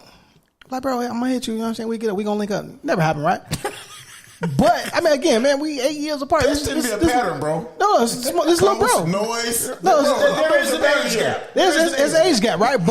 But Brother Custom Chuck was posted up in all the right spots, right? In for the free throw, riding slick, looking good. You turn Custom Chuck into a whole business, right? You ain't got the jacket on, jacket cold, right? You have all of the accolades, sports-wise, and the education. How did you even get into or decide you want to do the entertainment space? Yeah, and it takes a lot of balls to leave the attorney space because you spent X amount of years in school learning this shit. Mm-hmm. You know what I'm saying? It takes a lot of fucking balls to say, "Nah, I don't want to do that no more. I want to do this." Well, it's y'all fault. Y'all made me like this. No. No. Well, after I was done with, I can tell you the process. So after I was done with playing, I didn't make another NFL team. Another slight flex. Okay. I was on practice squads. No, that's a check. That's crazy. I was on practice squads and I was like, damn, I want to play. And I got upset. I was mad. And I remember sitting after I got released in Atlanta, I got a meeting with Arthur Blank. And he doesn't usually do that, but he did. And I was like, why? He was like, well, most guys I would tell keep chasing your dream, but it's a lot more money for you in suits than it is in a uniform. And he told me that. At the time, you're not trying to hear that shit. Like, fuck you. Like, I ain't trying to hear that. Right. But on the plane ride back, I'm thinking like, hold on, this Art Blank, this Home Depot, this a billionaire. You probably need to listen to what the fuck buddy talking about. So I'm sitting in my room. I'm upset. I'm mad that I'm not making a team. So I remember the exact epiphany I had. I'm like, fuck it. If they don't want to sign me, I'm going to own a team. I'm going to become an owner. And the process was going to law school. So I was like, fuck, I'm going to go through law school and figure it out from there. From there, I got, I like contracts and things like that. And I had the connections from people who I played with, in college and pro. Let me look over your contract. Let me help you out. Let me manage you a little bit. Let me get in. So I created a niche where athletes and entertainers were like, oh, I know him. He cool. I fucks with him. And I could trust him. He'll look over my shit and give me an extra set of eyes. I created a little, small firm for myself, Promised Land Management. And I had like 8 or 9 clients. Stop saying little, bro. That's big shit. That's major. Big business, bro. I ain't gonna tell them what you're driving. You know what I mean? Like, I left corporate. I was in mergers and acquisitions. Left corporate, big time corporate. America was like, fuck, I'm gonna do it myself. I know enough people to make the money that I can make on my own.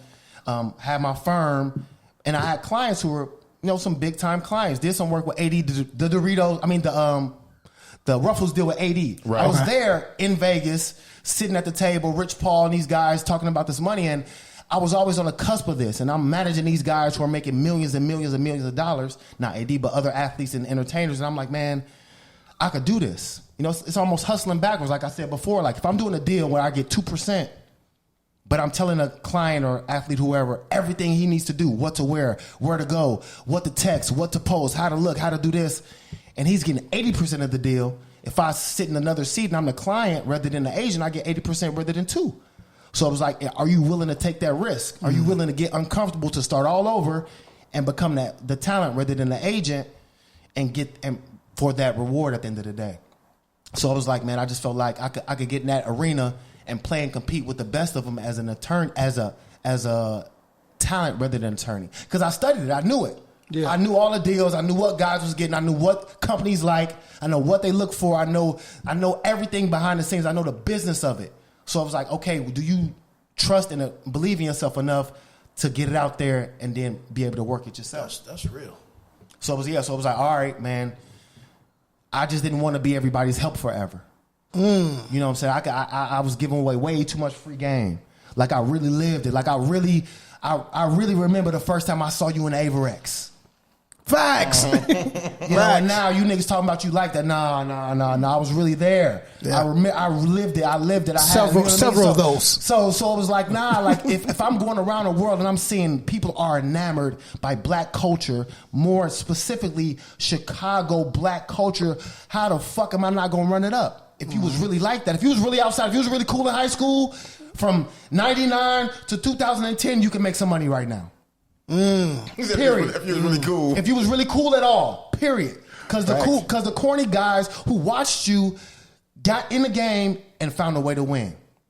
I kid you not. Kanye's corny. I believe that. Don C's corny. I believe that. Virgil was corny. And they are the pillars of the... I love it. They are the pillars of Chicago. what we're talking about. Right. And was never cool in high school. He was a cheerleader. Talk about it. So when you say corny, what do you mean? Not the cool guys then. Okay. They were able to sit back, see what was cool, and exemplify it. Okay. Fact. All right. You see what I'm saying? Like the artist of it, like the artistry of it. Right. You know what I mean? I'm gonna draw on my shoes and come up with something that's a design later. He was trying to be like Amon, but wasn't cool enough, so he kind of fell back. Saw what he did, and now you're at 32. You reinvent yourself as a cool guy. That's real. That's real. That's some pimping though. And now I'm not saying nothing's wrong with it, but now you see it. So you can either see that and now what I was doing and what a lot of people do, they hate his corny ass winning, but he winning though. Right. Yeah. Like they call Russell Wilson corny. Yeah, like so. Winning. How dare you? So wait. If he's a corny winner, what are you? A cool loser? So get the fuck out of here. Like, get like nah. Don't hate that, man. Find your way to get your own. So that's how I always felt. Okay, now I see it. If you see it and you now get in the game and find a way to win. A lot of niggas wish they had Sierra. Yeah. Facts. A lot of people wish they could throw a football, wish they had motherfucking the texture. I know what Russell Wilson house was like in Seattle. That man ain't hurt. Funny as hell. That man ain't hurting. No, hell no, man. So it's like, no, get in the game and win. Challenge yourself to be who you really say you are, or just chill out and shut up. Because if you really say you like that, if you really think you like that, it's a lane out here. Nothing is stopping you. See, that's the problem, because now we live in an era, bro, where, you know, I know the cool thing to say now is no cap, but 75% of the people out here is capping, bro. Yeah. 55% of people out here, bro, ain't never lived their life or ain't lived long enough to know how to be about their life, to get in here or even be the cool kids. They ain't experienced that in life, dog. So it's for them to have the biggest mouthpieces and influences on what is and what ain't trending, bro, this shit blows my mind up. That's how it works, man. The people who are consistently talking the loudest are going to get heard.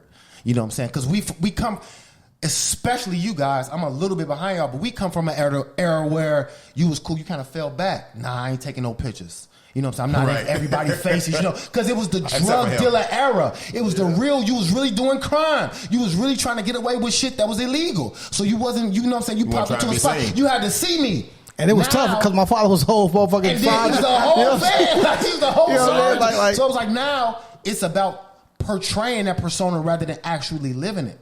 So even if I say, like, I could just say, like, I'm moving packs and take a picture of me with smoking a blunt and you think it. Rather than, and people will believe it because they don't know no better. That's social media for you. They don't know no, because to a guy in South Dakota, he don't know no better. At all. Yeah. At all. He gonna believe whatever you say because you look like what he think. And try to emulate it. Yeah, and if you saying it every single day, okay, I believe you now, I'm gonna watch. Yeah. And that's how it goes. So now it's like the guys who really lived it, we have to really train our minds to say, no, talk about it, speak on it. You know what I'm saying? And then they'll be able to tell the difference. When you walk in a room from somebody who ain't like that, they know the people know the difference. Aura, bro, is something else. They all know. The energy different. You said you was like that, but yeah, y'all different. I ain't got that clothes. Niggas know though. Yeah. If you ever like, you know, like something about that, like, you know, just the aura, like, you know, when you walk into that presence, that presence. Yeah. If I don't care how you dress, if you a street dude, I don't care if you put on a 3-piece suit. When you walk in the room, other street dudes gonna That's like Nino Brown in the suit, bro. Yeah. You know it. Yeah, no, it's a feeling. other street dudes gonna recognize that dude he a real one. He know the game. And that street nigga can recognize the coup. Yeah. You know what I'm saying? Authenticity in whatever you are, That shit's priceless. you can tell what it is. You know what I'm saying? So many guys are trying to be street dudes that people who know them and have been around them, nah. You're not built for this, bro. Go do something else. Nah, but it's kind of like what you said, though, man. It's the facade, it's the fantasy, though. Mm-hmm. And so, like, being real don't even matter. Being real is almost stupid. Yeah. It's actually pretty stupid right now. Yeah. Like, you really doing crimes? Like, you tripping. They're trying to Are you really doing crimes? Yeah. You're fucking tripping, bro. You're not your authentic self. That's not who you are. It's a million of you doing the last crime. crime I respect, bro, is them people. I don't give a fuck about saying it. Is them people that got that PPP money. Yeah. Because you people y'all got enough to give. Man, go and get that bread. You better figure it out. Because other people been getting loopholes for forever. Absolutely. If I ain't figure out how to get you some money and get away with it, you better and do it the right way. You trick, because they ain't gonna come again. Nope. I sure hit. I missed it. Oh, niggas tripping. And we just had the Grammys, man. I don't care about none of the winners. Only thing I care about is that my man's friend of the show, BJ the Chicago Kid, got nominated. Shout out BJ. You know what I mean? Yeah. Clap for that. Don't say man one of y'all is on something. Hold on. Oh, well, you know what I mean? Obviously Kanye and Jay-Z won for Guess Who's Going to Jail Tonight. You know what I mean? But no, for sure, he didn't win, but a nomination. Song in my house. A nomination takes your bag from 25 to at least 50. Nominated for forever.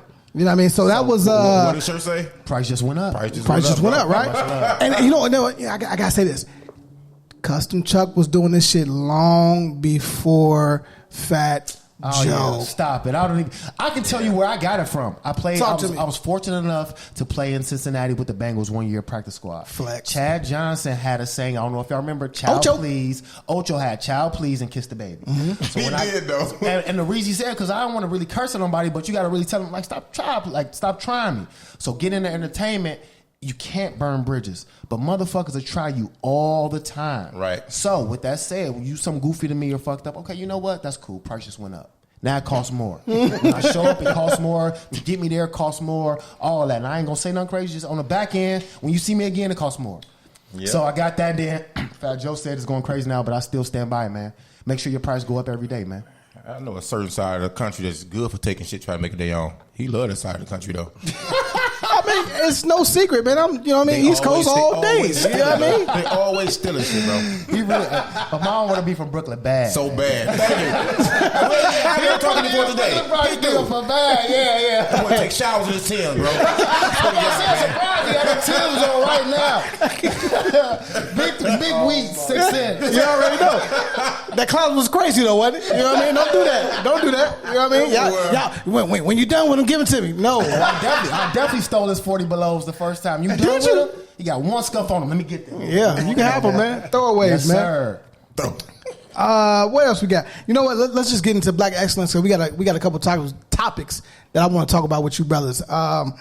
We give Black Excellence because Black people don't have the freedom to be average. Facts. No, you know what I mean? And that's a real. Price is good. And I'm gonna say it again. We give Black Excellence because Black people don't have the freedom to be average.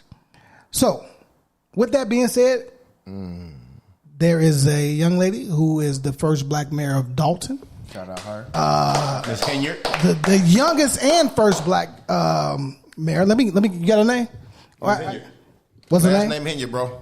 Hold on. 37 years old. Tiffany Henyard. All right. Shout out to you, shorty. Keep doing your thing. Much love and respect, Tiffany. You gonna call her shorty? Yeah, you know, she cute. You know.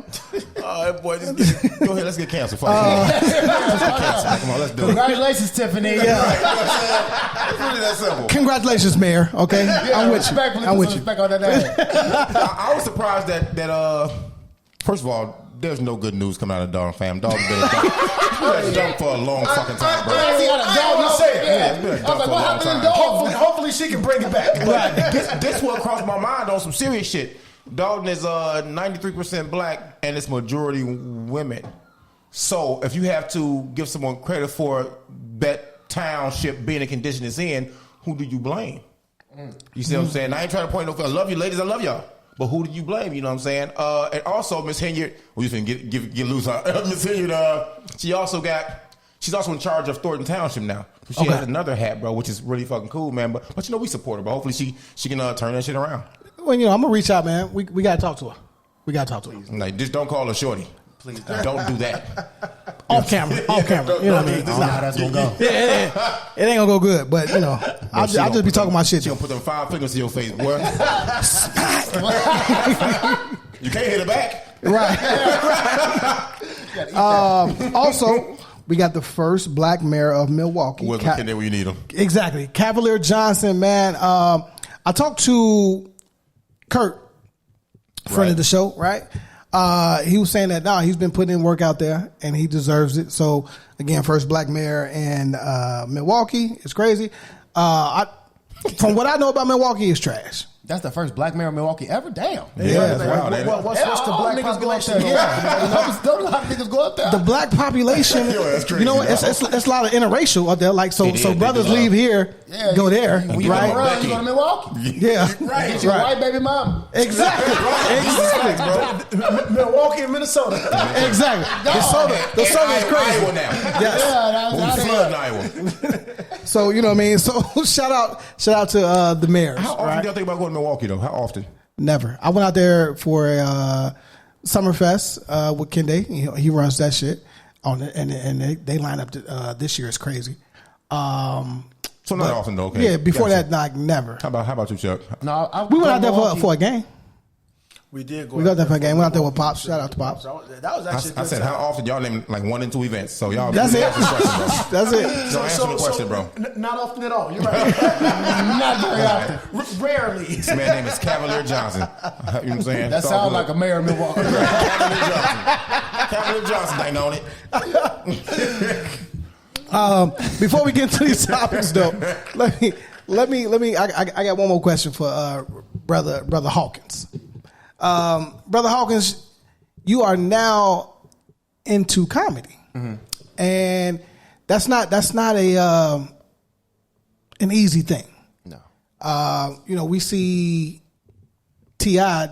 getting booed, right? You know, stay in your space, stay in your lane. Yeah. We've seen a lot of comics come and go. We've seen people be on Def Comedy Jam and not really be on nothing. For you, again, if everybody's listening, they've heard the maturation process, and now we are at you being the entertainer. What's your thoughts on comedy and where are you going?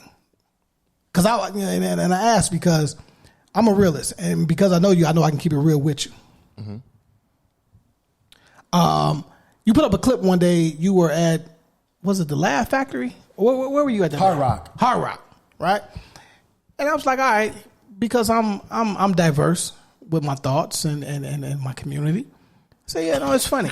I say, nah, but this ain't fam though. You know what I'm saying? And I know it was hard for you to probably get in front of that white audience. Let's just call it what it is, a bunch of shea whiteys. And you did your thing.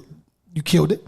What made you say comedy and not just acting? It's a lot more challenging and personal. Like, but acting is more like a team sport to me. Like, you get your playbook, you get your plays, you get your, and you got to execute this with the other people. But with comedy, as funny and the connotation of it as being funny is real raw, and there's no run. You can't run. There's no hiding. Okay. And doing a lot of self exploration for real, and figuring out who I am as a person was like I wanted to speak on a lot of those things. And I think I know I had the skill to do it in an eloquent way. So with comedy, it was more of, this is where I can really, really, really be me and say what I want and talk about the things that I know we care about. You know what I mean? And I didn't know that until I did comedy places where I didn't feel 100% comfortable, like you said. Like going into those places where I was trying to do jokes, rather than now getting on the stage and I'm really trying to live in my purpose of being a storyteller about some shit and then giving them a gem or two at the end of the day. You know what I mean? That's what I want to do. Bring us together, make us laugh, give them some game, a gem or two, and then get up out of there. So until I could do that in a real room where the anecdotes and we can talk about it and I can be free with it, you know, it was just telling jokes. And that you can do professionally, but that's not fulfilling for real, for real. You know what I'm saying? That was just a skill. Like, can I tell jokes in front of a white audience? Yeah. But to be a true legend and comedian, be the best, can I stand up there and make y'all connect with me and make y'all really want to keep seeing me again and again? This may sound like a dumb question, and I know you've done your homework, but who do you study? Everybody. I study greatness. I study the good and the bad. There you go. You know what I mean? So I study everybody to see not really what they do, but how they do it. You know what I mean? Like, because I feel like nothing, but at the same time, I don't want to watch too much because you can get like, you know, you can get into they vibe and seep in you, right? You'll fall into like, damn, I'm sounding like Denzel. I'm sounding like, I'm sounding like Chris Rock. I'm sounding like Chappelle. And that's not bad because the greats emulate the greats. You know, I'm okay with being Kobe emulating Mike, but at the same time, you got to get in your own space and what works for you. So I watch him to see, okay, timing. Oh, he got their ass with that, or he talked about maybe this subject or something like that. But everybody, man, but I go back to the olds because I feel like that's gonna be coming back. Rick Fox, Richard Pryor, Eddie. You know, you can't go away from Chappelle. Bernie is your standard. Bernie is the standard. Yeah, Bernie is it. Bernie is it for me. Like that's what I want my career to emulate as much as possible. Right. You know, from his Def Comedy Jam the first time, I ain't scared of you. But like that's what it is. I remember watching that. I'm gonna come out like this, and it's gonna be like that forever. It's crazy. People loved it. I like the fact that you said, you know, you didn't want to watch too many, you know, comedians because you want to keep your originality, your authenticity, your words you've thrown out here today. You know, I did the same thing with podcasts. Once we got to rolling, I stopped watching other people. You know, I'm looking like, because I don't want to see what they like, what they're talking about. And he's big on the side of not talking about TMZ type shit. You know what I'm saying? Yeah. I like to take TMZ topics and see the talking points in them. So we kind of meet in the middle a little bit more now, later shows. But everybody always says, man, you know, with every good joke, there's the possibility, it's a 50% chance you're going to hurt somebody. Yeah, you're going to hurt somebody. It's bro. It's going to hurt. How often have you ran into that, bro? And is that an angle you have to... Is that an angle of your comedy you have to sharpen? Because, you know, you can toe the line all you want to, but motherfuckers have a problem with you when you cross the line. When you toe the line, they'll be mad, but they'll go fuck home. They'll come back and see you again. But when you cross the line, you know what I'm saying, it's a different story. What's crossing the line, though? Because it seems like lately, like, you know, people are sitting over there being extra sensitive, and I always felt like comedy should be a thing that ain't nothing off limits. I mean, you know, like people, you know, I don't know. It's supposed to be edgy. It's supposed to be, you know, like we're supposed to talk about the forbidden, the things that I'm with that. That are deemed like. So you saying nothing's off limits? What you saying? I mean, I went to a comedy show. Don't be somebody has to cross the line with me though. I mean, you know, I'm going on stage. He doesn't know your line though. It don't matter. I mean, you got a whole audience. Fuck your line, not what? Fuck your line, not what? How would he aim at me? You see what I'm saying? Why not? You there? Hold on. So based off what you said, how can anybody like? I sat up there and I went to a comedy show years ago with Dave Chappelle, and you deserved it. And he was talking about Bill Cosby, and there was a girl in the audience, and she, you know, she stood up and made a scene. She a goofball for that, you know. But I mean, like, how are you as a comedian and you got an audience full of people? How are you supposed to know what each and every person's line is? Everybody got different triggers. So we have two conversations though, but go ahead. But I mean, I just feel like, you know, like when you talk about towing the line and offending people, you know, you just it seems like nowadays, you know, it's so easy to offend people. You just don't know. You got two questions really though, you know what I'm saying? How do you toe the line? How do you keep them skills sharp as fuck to where you can toe the line and still cut motherfuckers where they, you know, leave and come back to watch you again? And then what's crossing the line? My personal style is I'm gonna hit you with it, you might not even know it. Like, damn, you right. You know what I mean? Like when I give you some shit, or when I hit you with some shit that's hard for you to get, it's coming from my perspective. I'm gonna talk about myself first, and then it's gonna reflect in you. You're gonna see what I'm talking about reflecting in you. Now, if you choose to enlighten on that, is on you or not? Right. You know what I'm saying? Because I could talk about my family in a way that make you think about your own, or make you think about your life. You know what I'm saying? So towing the line is, like you said, you can't, because you got to live in your truth. So my truth you may not like. So you may not come and see me ever again because you don't like my truth and my lines.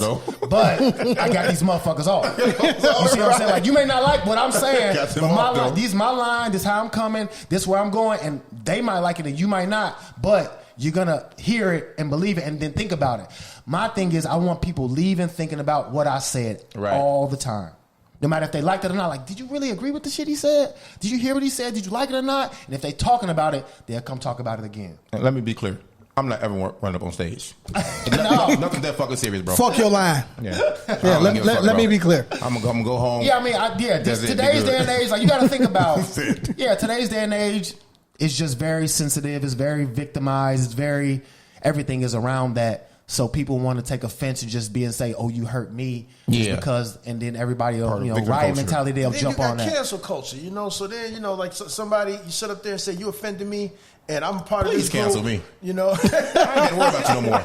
But I'm saying it's crazy, because then they say you victimized. I feel victimized. I'm part of this community, and so now I'm saying that you've attacked this community. And then, all they need is to get a follow. And the next thing you know, and it might not even be how you meant it or what you meant it as, but that's how they took it.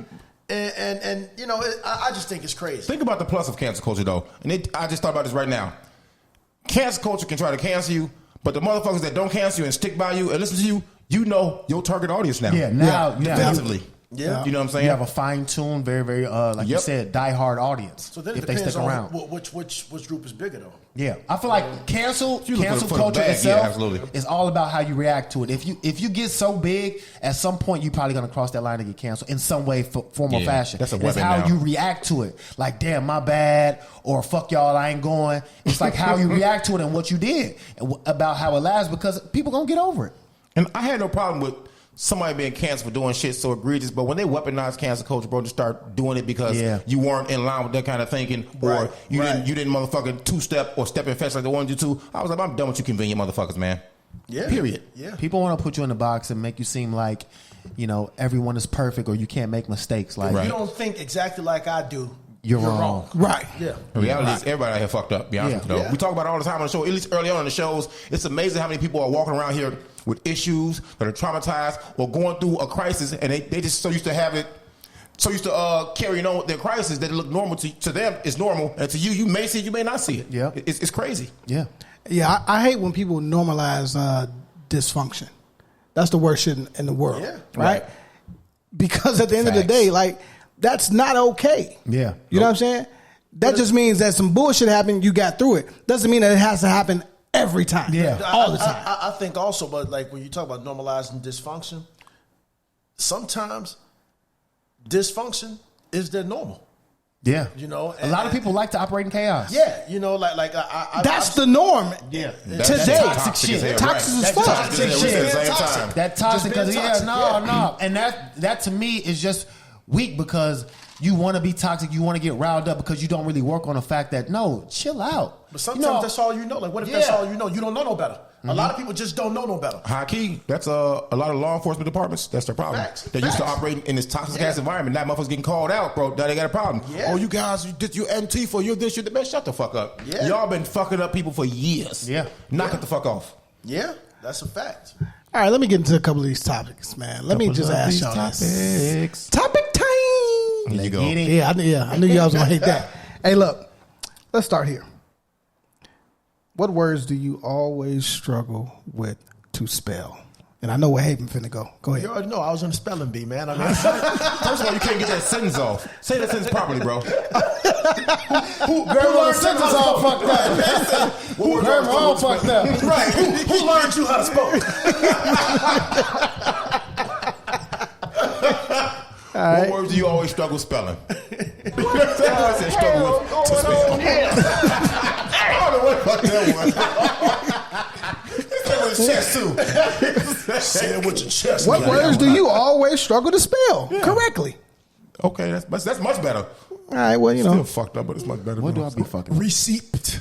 Receipt and recipe be fucking me up. Okay, let's go. Receipt and recipe be fucking me up. Bro, I can't spell burglary to save my life. I cannot, bro. I gotta actually spell the word hamburger out, erase the H and the A. You know what I'm saying? See burger, then take the motherfucking E out, put an A there. I'm like, it's so dumb, bro. I'm gonna fuck your head up. Man. Shout out to motherfucking Crucial Conflict. Every time I spell Chicago, I have to go to the site. Every time, bro. That's how I spelled the word psycho. I had to look at psychodrama. That's why. Yep. C-H-O. Yep. I gotta do it. I can't spell Parmesan for shit. I can't spell unnecessary. I can write them. If I'm not writing unnecessary, I'm giving that word 3 U's, 6 N's, 6 S's. Like Joe. The way I say paprika and how it's not the same. Right. Wait, so you use the way you talk to help you spell the word correctly. I just know how to spell certain words. In other words, I mean, I just say it how I say it. I know how to spell it, but the way I say it don't sound right. You know what I meant. My words. It's like put some smoked paprika on there. Paprika. It's a lot of words that are tricky, but like the I before E always fucks me up in all these words. The receive. Yep. Yeah, I mean, proceed. I before E, except that does C, yeah. That's just stupid though. Like, you didn't go spell dumbass English rules, man. This shit don't make no sense. It don't make no sense at all. You know what I'm saying? Like, English is one of the most difficult languages to learn because there's always exceptions to every rule, and it breaks all the rules. that shit is trash. I don't like White it. people shit. Yeah. They better not fuck your name up once you say your name on this goddamn show. Say what you want, spell my name right, A-M-O-N, you heard? Yeah. No, this shit's too funny, man. When I saw that, I said, I gotta talk about this because my brother on the show. We was about 10, 11, 12, and I was trying to spell title. Title? Titty? First of all, I don't think we was 10, 11, 12. We was definitely teenagers. 27. We was 16. What you talking about? We was definitely teenagers. Walking down lane, take graduation now. Right. You're killing me, Smalls. They got homecoming talking about that boy dumb as hell. So when he talked shit about me learning how to spell a title, like I made it my business to know how to spell title, but that shit, like, what do you want? So spelling bee. Say the word, spell it, and say it again. All right, cool. Y'all want to do that? Sound good. All right, fuck it. Success, right? For me, SUCESS, right? Success. That's wrong. Yeah. Or is that right? That's wrong. That's wrong like a motherfucker, right? 2 C's. Two C's. Use crucial conflict again, bro. Why is it 2 C's? But anyway. Because that's the way it's spelled, damn it. Phonetically, Once people loud enough, they get to them. Exactly. That makes sense. What's yours? Recipe and receipt, bro. I'm not gonna get it right now. Receipt. Yeah. Let me hear. Receipt. Because I gotta sound it out. RECEIPT. No, I. RECIE. Yeah. That's wild, bro. CPT. Yep. The C. See, because I don't know if that's right or wrong. Yes, Google it. That C, the rules be fucking me up, We do know, for clarification, y'all, we do know that some of the smartest people in the world's history were not good at school. Terrible in school. That's our saving grace. Really, I want to say something, just like when you talk about this black excellence, I want to talk about my daughters real quick. Oh, for sure. I got twin girls. They're 14 years old. God bless your heart, bro. Both of them just they straight A students, and they both just got accepted to Walter Payton. Shout out which is the number one public high school in the state. Right. Number 3. No, it's number one. Number one in the state, number 3 in the country. Hold on. Okay, there you go. Thank you. In the country. Right. And they only accept about 300 kids in the entire city, and 2 of them came from my household. Both of my daughters got Good job. Black fathers. And so to piggyback off that, I had to go pull my college transcripts, about a month ago, right? Now, I always thought that I was a pretty decent student. You know what I'm saying? So I get my college transcripts. I look at them. I'm like, oh, man, I thought I had like a 3-point-something GPA, but my GPA was 2.9. And I must have said that shit out loud, and my daughter said 2.9. And then they just started laughing. Dying laughing. Because both of their GPAs is over 4.0. 4.6. I couldn't cuss them out the way I really wanted to. That's hilarious, man. But at the end of the day, it comes to say, man, you always want your kids supposed to be better than you. Absolutely, so, man. That's beautiful. Like my daughters are better than me, and they growing, and they gonna be better than me. So I'm good. That's what's up. That's lit. What's your word, Bossy? I already said it, bro. Say it again, please. Unnecessary. And I'm not spelling that shit. No, please. Please. P-I-M-P-R-G. You learning these whole time? Obviously, well, Parmesan's trash. P-A-R-M. Now I looked it up yesterday. That's when it gets tricky. I looked it up, bro. That's when it gets tricky. Then versus now, I would always spell it P-A-R. You ain't fucking lying, bro. P-A-R-M. I always spell it P-A-R-M-E-A-S-E-A-N. Way too many letters, bro. It's bad. Parmesan. Sean. That's Sean, yeah. Parmesan. It was fucked up. That's not even remotely correct. No. You know what I'm saying? Right, and I know it. Burglary. Yeah. Oh, that's easy. Shit. B-U-R. I want to say, get tricky. You know what I'm saying? G-E-R so bad, bro. See, so bad, bro. Now I know it's wrong, so I'm thinking about it. Burger. You're right. I had to do that shit, bro. Unnecessary. Hold on. Like paprika. I like that paprika. A burglar stealing paprika. Right. All right, so for the record, it's B-U-R-G-L-A-R-Y. I still spelled it wrong. Yeah. You did. Yeah.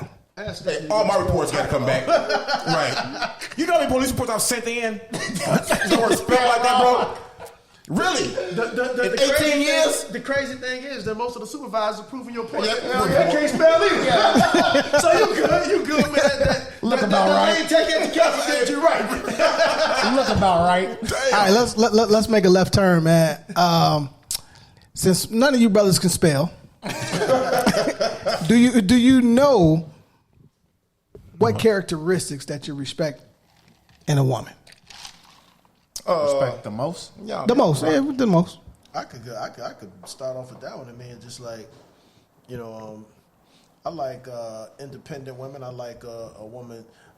I know, like, when I chose, like, the mother of my children, like, for me, the biggest thing was just having kids, and I worked in the You day. chose her. You just wasn't shooting up the club. I want to be very clear with chosen. that. She was chosen. I want to be very clear with that because a lot of y'all just out here shooting up the club and dealing with what's wrong with that?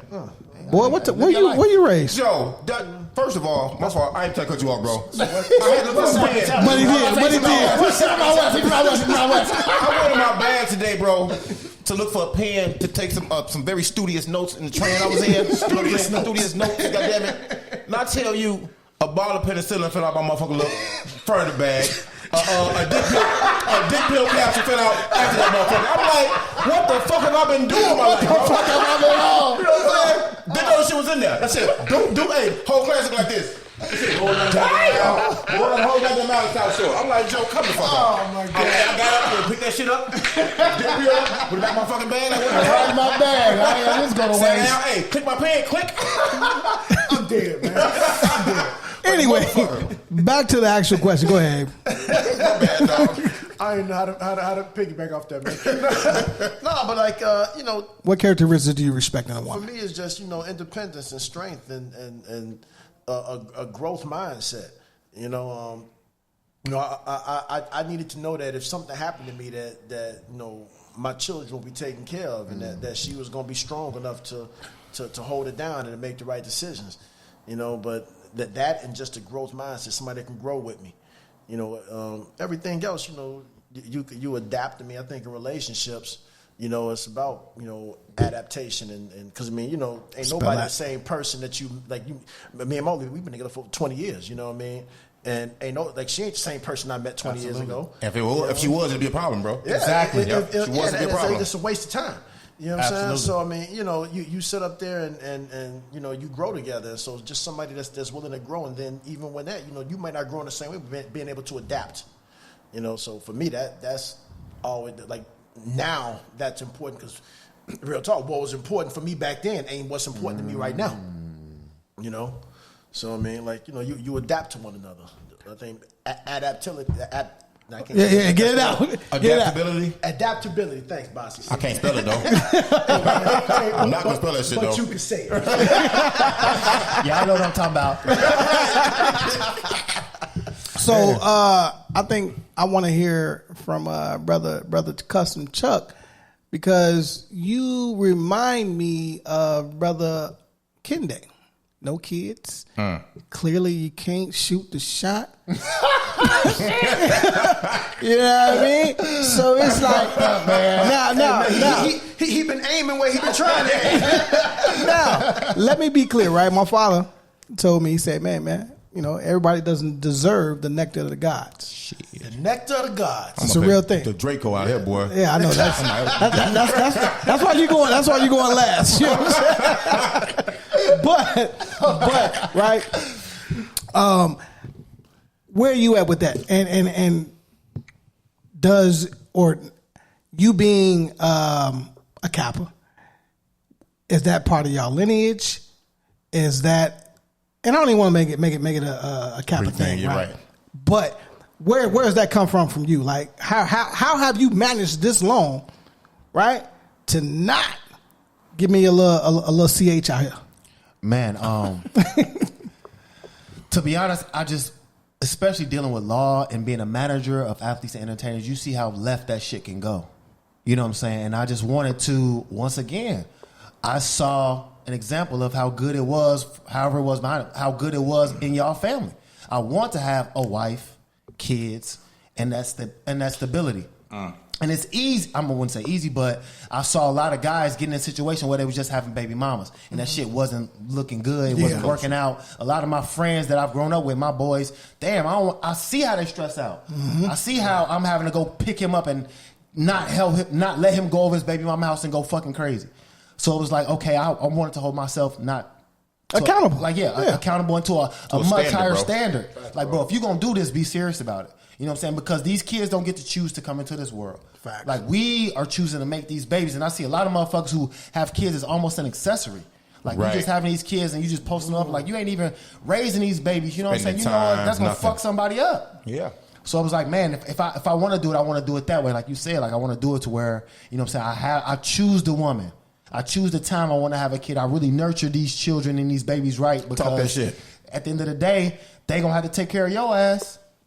And if they don't, if they feel a way about you, if you've been a shitty parent or whatever, all right, no matter how much money that shit is, when you 70, 80 years old, that shit gonna hurt. It's gonna hurt. So it's like, now, like, let's not play about our future. Let's be intentional with everything. I'm gonna intentionally have my kids and build my legacy and do it the right way, so that I see fit. You know, it's listen to what you're saying. I mean, like that's real. And a lot of these cats, a lot of people, they when they sometimes it's just like an oops moment. But like even when cats do be choosing, you know, I love oops. How are you, right? Oh no, my catch bad. that. You know what I'm saying? Some cats just call it oop, and it's like oop turning to oops. Right. Put that on a shirt. Yeah. Oop turning to oops. No, I mean y'all. I mean, I just never. I ain't found it yet. I ain't found the most amazing, baddest. Maybe, I don't know, but I've always felt like I'm him. So if I'm gonna have a baby by you, supposed to be like, man, that's some real shit right Why there. she gotta be already there? Like, no, grow with somebody. Not established like there. I mean, like. For me, like, you know, for like me, the one in my the same totality. mindset, the same mindset. I'm me. So there's no way I could have a less than you know. So you, like you how I owning think. Custom Chuck. You got 100% owning Custom Chuck, and Custom Chuck is flourishing. She got to be owning whoever she is. Yeah, at the same time. She got to be owning whoever is Grace. Like you said, what do I like most? Grace. Grace and like real grace. Like she has some success. She got some sexiness, but she ain't, you know what I'm saying? She holds it a certain way. So you know what I'm saying? You said holds it. My bad. So I love hoes. I just don't pay them. No, so like I can tell you, like, you know, the for me, when I met I met my wife in a nightclub. You know what I'm saying? And Thirst you know, ass. it's super thirsty. You know what I'm saying? And you know, we kicked it, but what made me comfortable, you know, she had a son when I met her, and what made me comfortable having kids with her was the way I saw her deal with her son's father. I mean, I ain't gonna say no names, but you know, dude was a piece of shit. Yeah. You know what I'm saying? And yep, piece of shit. I'll call his motherfucking name. Don't, Shit. don't do it. Fuck you mean? Because we're all about that. Yeah, I'm on that. I'm on that. But you know what I mean? It was just... I don't know his name, but you said text it to me. For me, it was just a thing of recognizing how she was, like, she had every reason to cut dude off and to not be involved with him. And so for me, my biggest fear was having a crazy baby mama that wouldn't let me see my kids and use them as pawns. Mm-hmm. And what I saw with the way she dealt with him, I was like, well, I know I ain't gonna never be like this. Be that goofy shit. Right, yeah, you know so what I'm saying? good. Like you ain't gonna never have to chase me around to take care of my kids. Mm-hmm. So like this should never be a problem. And that right there made me. It was that. And then when we got married, it was when I was at my lowest point. You know what I'm saying? She rolled with me, and she ain't never made me feel like I wasn't shit. She ain't never trying to use it against me. Mm-hmm. You know what I'm saying? And she held it down when I was at my lowest point, and that's what got her a ring. Mm-hmm. You know what I'm saying? She earned that motherfucker. Hell yeah, she earned it. She worked for that motherfucker. You know what I'm saying? But she got it. I try to look for those wifely characteristics: nurturing, caring, like you said, adaptation and growth. Those things you want to say, because I can't have a kid with a woman who can't take care of herself. Like, you can't take care of herself. You can't nurture me and the love between us. You can't nurture a kid, that don't know shit. And you have to show them everything. And you can't even take care of yourself and us. And it's, I'm good. So, like, a lot of women fall short in their respect to me, because it's like now they're more, I don't know. Self-serving. Yeah, it's just like, I want to raise some babies. Like, that's the most selfless act you can do. Like, you gotta be about them. Yeah. So like, it ain't about your matching outfit with the baby. It's about, like, what the fuck you talking shit. Like, goddamn, like, no, like, let's let them want to run around with some damn light up shoes on and a skirt. Go ahead, let them do whatever. Like, I feel like now these babies are being accessories to a lot of these people. Just having a kid. Now I got somebody on my arm who I know will do whatever I say. So now I control this kid. So now I'm empowered. Right. And it's like, what the fuck? Like, that ain't it. Like, now the baby fucked up. Yeah. Because of y'all and what y'all goofy shit y'all was going through. That's been going on. Yeah, so now she don't want nothing but a baby mama. And that's what I'm dealing with. Because see, like, just, we've known you since you was a shorty, hell, we was just young men.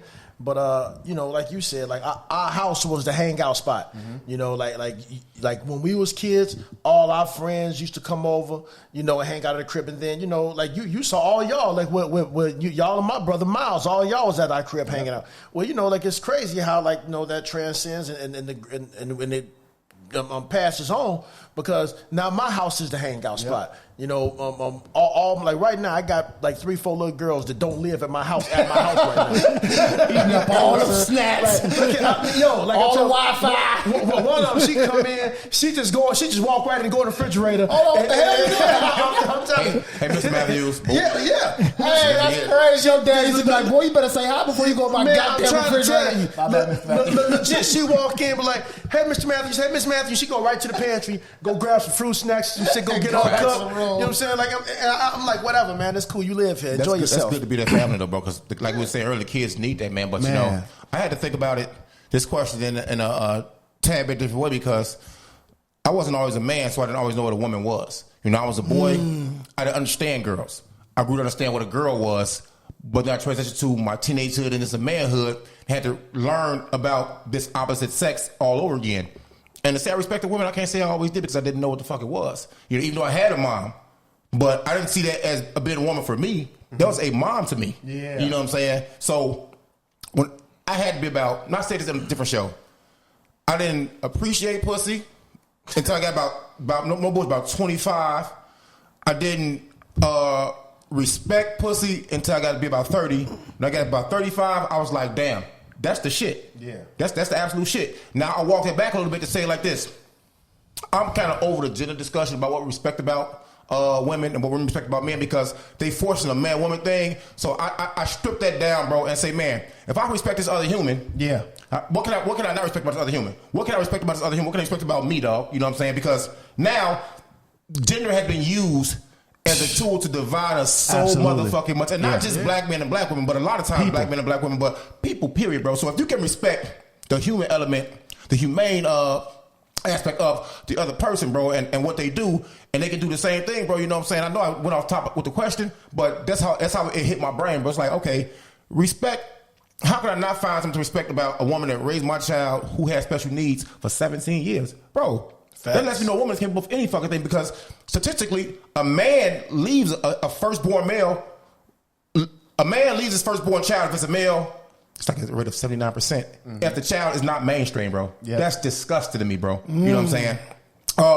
And then you guys hit on the single parent who wants to be baby mom and who doing it in child and accessory shit, bro. Now, you can find things respect about that, but the motives are absolutely fucking wrong. Yeah, that's what I'm saying. Absolutely the motives for it are fucked up. You know what I'm saying? Yeah. And it's a different knife you got to cut these different dishes in different states with, bro, because a butter knife ain't finna cut a porterhouse. Not at all. It's not, man. So if you don't respect the humane part of shit, bro, you just never get anywhere. You can just throw the word respect in the garbage and be like, we just out here just cohabitating with the opposite sex, bro. So let me ask you this, though. Yes. Not you. I know what you think. You ready? Yeah. You being raised by your father, has that changed your outlook on what women look like to you, how you treat women, and just being raised by a father, right? Because that's different. Yeah. Now, and I'm gonna tell you why. Because you know our story, right? I probably, I love my father to death, right? It's not my biological father. It's different. I love him to death. Like I would die for him, right? You have your father, and it's just you and him. Did he? Who gave you that talk about what a woman is, what a woman does? You know what I mean? Like, just how does that? How does that look? Because I think it would be dope to grow up with my own father, like just me and him. I feel like it would be a brotherhood, right? Yeah, it wasn't. My dad, old school, to the them lions, bro. Them lions in the den together, bro. I'm still not my dad's friend to this day.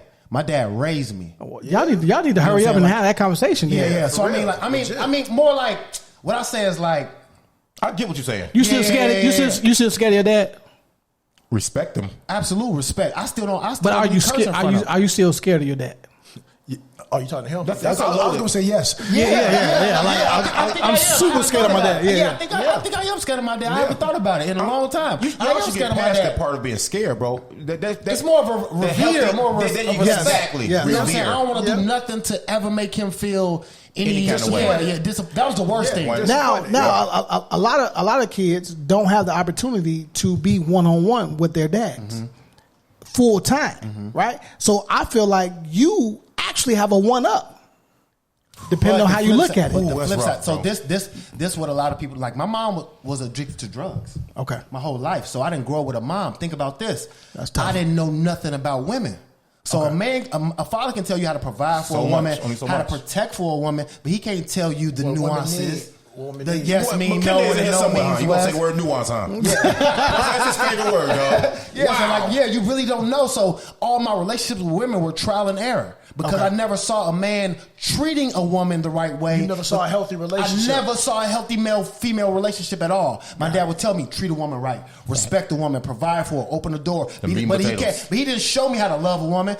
I could buy flowers, but I'm gonna just give her the flowers and look at her like, okay, that's not enough. That's because at that age, like, you know what I mean, from where they from. You don't buy flowers no more? No. From where they're from. No, I respect what you're saying. From where our dads are from, that ain't what they do. Yeah, that's what I'm saying. So you say I had a one-up, but it wasn't like that. My dad was raising me. He was showing me and telling me, do this, do that. But at a certain point, like, for lack of a better term, he couldn't teach me nothing else. Because, once I got to college, and I'm a college athlete, this is shit he never done before. So he raised me, you gave me the tools, now I got to put you out there and let you see what happens. He gave you the tools to be successful. Yeah, now what you do with that is on you. Yeah. Because now it's like, okay, I can give you everything that I got, but it's like, that's what I realized about our parents. You have to understand, respect, and love that they only can do so much because they only have so much. It's crazy. You just made me think about so much shit, like growing up.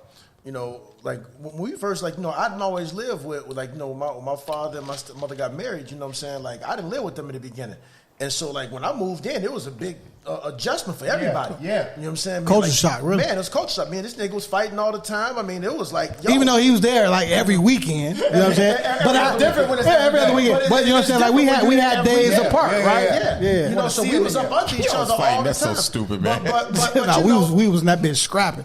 I'm 0-12. I'm 0-12. I'm 0-12. I'm 0-12. I remember all of it. Type of shit. But you know, it's crazy because that nigga caught these hands though. Our parents were still parents, and they were at each other because by nature, his mother's going to protect him. Right. My father's going to protect me. You know, she would blame me. He would blame him. But you know what I remember? I remember them. And neither one of y'all talking about what happened. Nothing up fighting. Well, I mean, we was kids. But you know, we was kids. You know, kids gonna be kids. You know, we was both lying. We was both. It was his fault. It was his fault. I ain't smacked the shit out of him. You know what I'm saying? Hold on. Never Pookie. You know what I mean? You know what I remember from that though, man? Like I remember my parents being at each other like this. Close fist. I remember the house being real volatile and them not getting along. And it was because of us.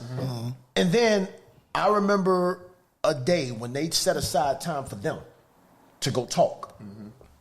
And don't know what was said. I just know that when they came back, shit was different. Yeah. You know what I'm saying? They went and had a discussion and they came back and shit was different. Grown folk shit. Yeah.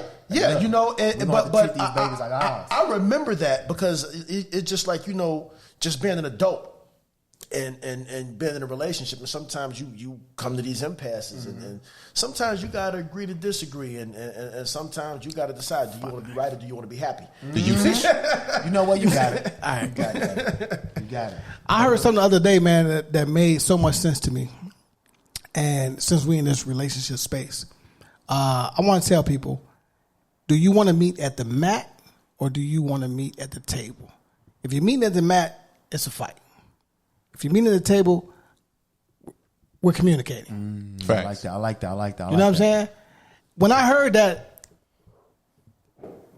life changed for me just in that moment. You know what I mean? Because it makes so much sense. But when you're sharing your space with people, you have to understand this other person's life. This, you know what I mean? You just have to, right?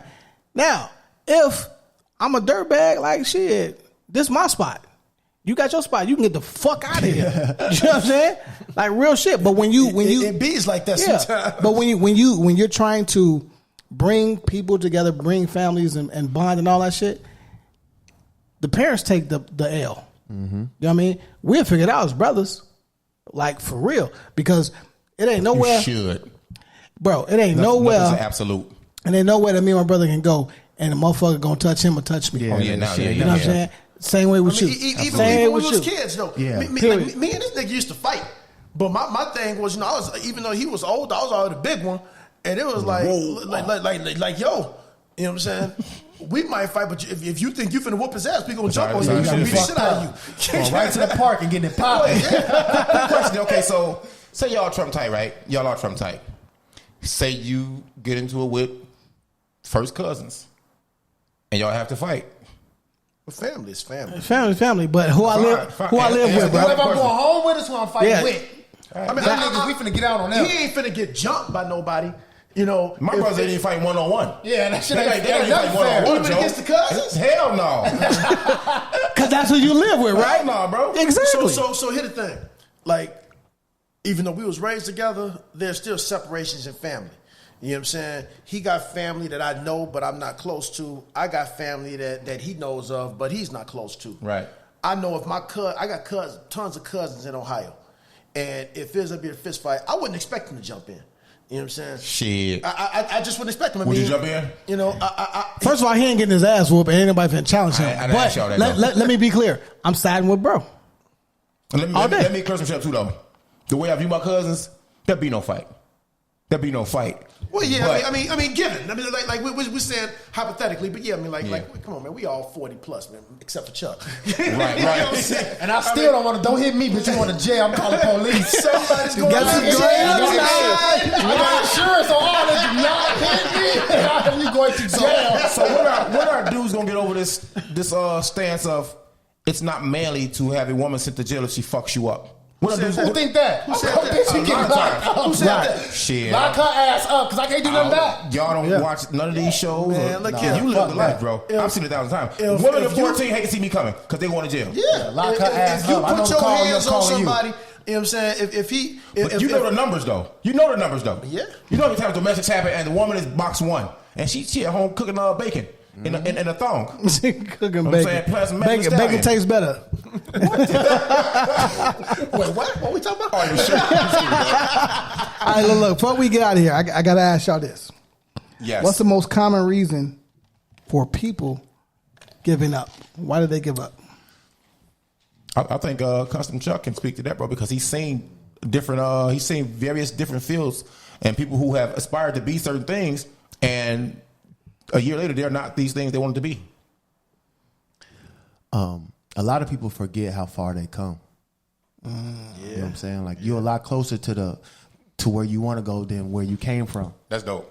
You know what I mean? So a lot of people give up just because they don't know. They forget how far they come, and then they start subscribing to somebody else's Dream narrative. Yep. You're an inspirational dude, bro. You know what I mean? Like a lot of people do that. Like they really give up. Like, right, they'll be closer than they know, but then they'll let somebody else trick them into thinking they not close, and then you start doing some shit that's off your path, and you miss your blessing. You know what I'm saying? You got to stay locked in. Like, Nips, this shit a marathon, man.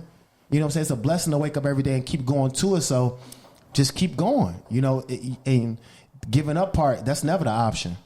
You know, that's the one thing you can't do is give up. Because you already started. One day is better than none. So if you're blessed to wake up and get back to it, man, go hard. Yeah. Go hard. Go hard. One day is better than none. Because one day because none of us make it out this shit alive. Yeah, I saw that one too. None of us make it out this motherfucker alive, man. We all gonna check out one day. You know what I'm saying? So it's like, man, grab everything you can while you're here. That's it, and live it up as best you can. Because ain't no redos, man. Ain't no redos. Where can they reach Brother Custom Chuck at? Instagram at Custom Chuck, CustomChuck, and everything else is my real government name, Charles Hawkins Jr. on Facebook. That makes me laugh, bro. I'm sorry, dog. Facebook and all that shit, man. Charles Hawkins Jr. How your Facebook, dad everything doing? else. Good, man. My pop's retired. He good. He out here now. Retired. Hold on, clap this up, bro. One time. No, this nigga, no, fuck that. This nigga took my whole sneaker collection. This nigga got the he be fucking them up, G. He like, what is these called so I can tell these skis? He sent me a picture. I got him my iPhone. He FaceTime, what's these called? So when I tell my skis is these ones. Like, oh my God. Man, well, I tell my shout skis, out my pops, man. I love him, Hey, man, look, it's episode 94, the 94. Corner Convo. Hey.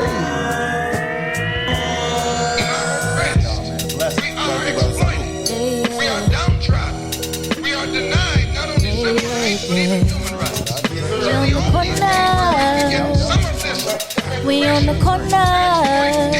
Away from us or aside from us is coming together against Shout to B-Dub. Yeah.